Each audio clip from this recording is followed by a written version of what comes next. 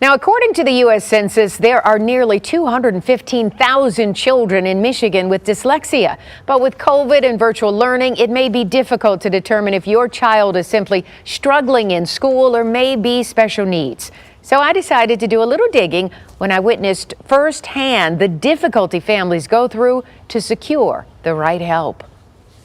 One of the most heart-wrenching times for a parent is when you realize your child is struggling in school. And it is challenging. I mean, there's been many nights where we've sat at the kitchen table and we've all cried, trying to help her. For the parents of Caitlin Stogren, who is now 14 and loves basketball and is extremely creative with her artwork, they knew early on something wasn't quite right. When did you realize that Caitlin had dyslexia? We had suspicions when she was in kindergarten. 1 in 5 students across America is dyslexic, but many go undiagnosed and struggle through school. Do you remember struggling with reading? I just remember always just struggling, but trying to get through it. For Caitlin, her parents began monitoring her progress, and by 2nd grade, it was confirmed Caitlin was dyslexic. If you suspect your child has a problem, what can a parent do? So the first thing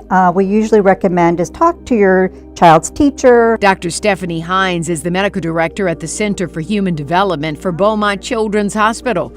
For 25 years, she's been working with dyslexic children, teens, and adults. She tested Caitlin.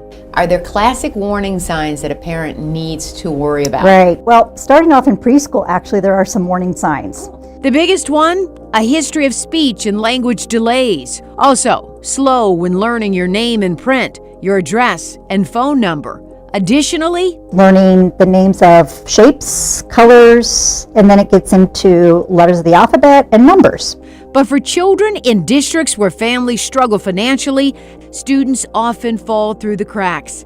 Getting a medical diagnosis of dyslexia can cost $3,000 out of pocket with no insurance, and Medicaid is usually not accepted for testing. What can they do? Here at Beaumont, we do have scholarship monies available, and we do have patient financial assistance. Medical testing for dyslexia is recommended midway through 2nd grade at 7.5 to 8 years old. Up until that time, there's still developmental maturation going on. Dr. Hines says children are behind across America, but what we don't know is if it represents a true learning disability or if it's because of COVID. Many children are learning in a virtual format. We're seeing what we call the COVID slide.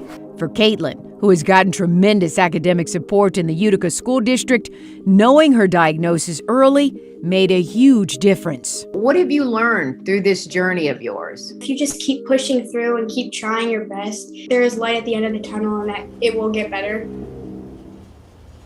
Brave little girl there right now. I recently saw the governor of California, Gavin Newsom, talking about this children's book he wrote called Ben and Emma's Big Hit.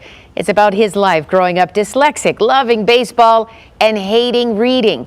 He does not read speeches because of his dyslexia. He says he had to fight through it as a child, just like Caitlin in my story you just saw, and how she is doing that right now. Both truly inspirations. Good afternoon, and today our job is to explain what dyslexia is.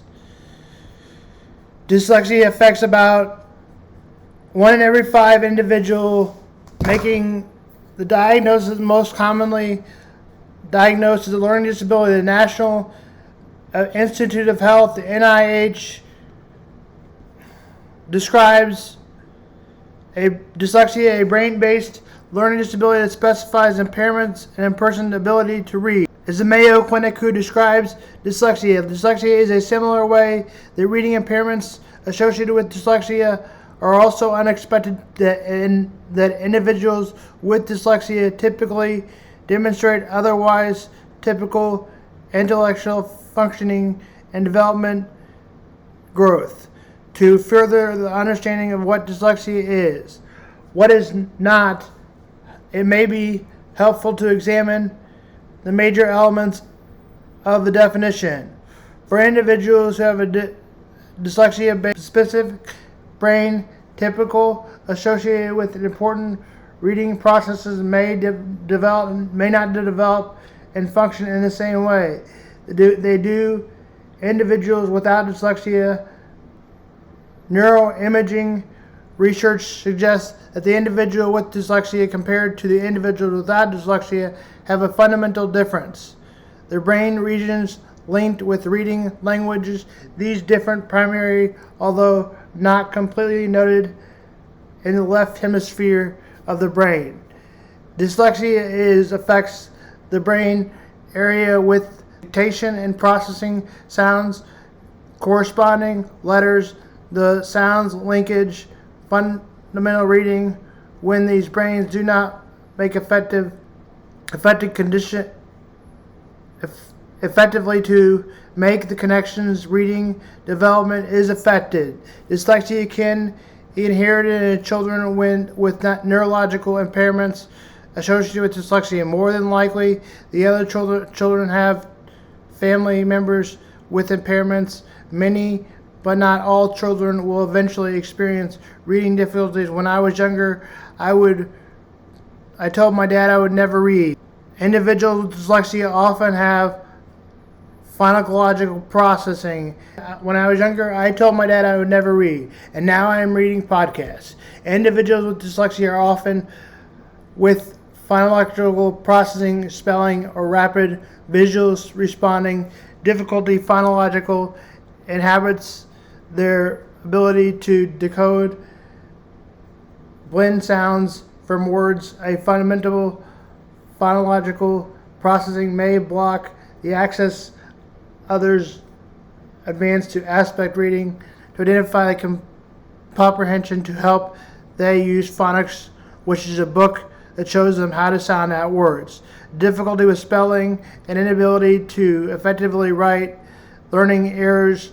For example, when I was younger, I mixed up the word from and form, and individuals with dyslexia do not necessarily see letters or words backwards. Dyslexia associated with the brain phonological impairments, not visual problems.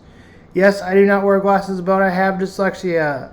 That is the explainment of it's not an impairment due to the eyes. The website will help you find agencies that help your son or daughter. Make sure the child has screening. We talked about what the screening is. This is a agency website you are looking at to help the parents get more help for their child and maybe tutor them or whatever they need help with. Make sure you visit this website and make sure you get your kids screened. This is Sam Vaughn for Sam's Learning Disability Day. And now, on to sports.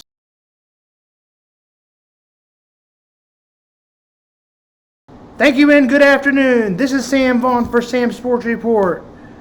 Today's date is May 31st. The NBA championship is tomorrow night. The Heat will play the Nuggets. The Nuggets are favorite, but the Heat have beat every team that's been favored against them. The Heat beat a 1 seed, which was the Milwaukee Bucks. They beat the 2nd seed, which was the Philadelphia 76ers. The Nuggets were the best team in the playoffs overall.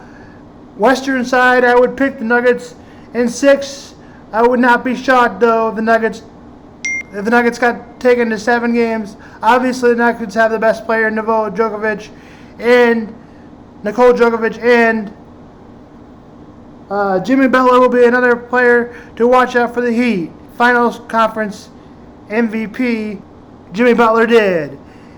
Now we move on to the NHL. And in the NHL, the Las Vegas Knights will play the Panthers in the Stanley Cup Saturday. Golden Knights beat the Stars. Florida Panthers beat the Carolina Hurricane. The Knights won their series in 6, as we said. Face off on Saturday. Royals have the next 2 days off after splitting the game over the Cardinals. Cubs played the Rays and lost 4-3. The Rays grabbed the series over the Cubs today. The Cubs are off tomorrow as well. The White Sox lose 12-5. The White Sox are off tomorrow. The Angels take the series. Now on, that's Sam Vaughn Sports.